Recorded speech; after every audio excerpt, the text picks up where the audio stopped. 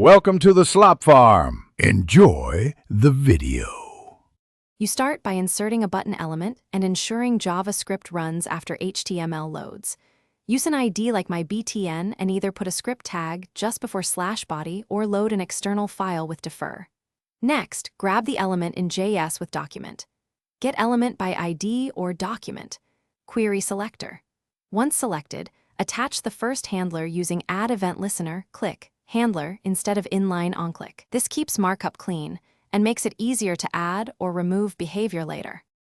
You now implement the function that runs on click.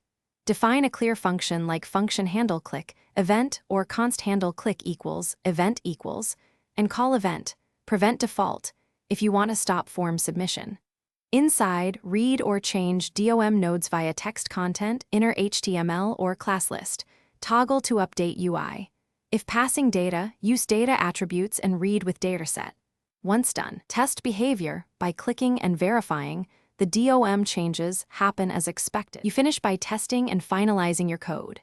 Click the button while watching the browser console. Add console.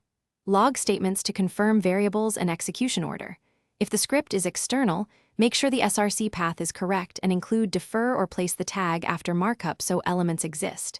If nothing happens, verify IDs and spelling and look for uncaught errors in the console. One missing character often breaks it.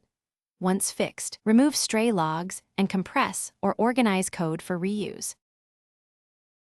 Thanks for watching. Consider subscribing if we helped you today.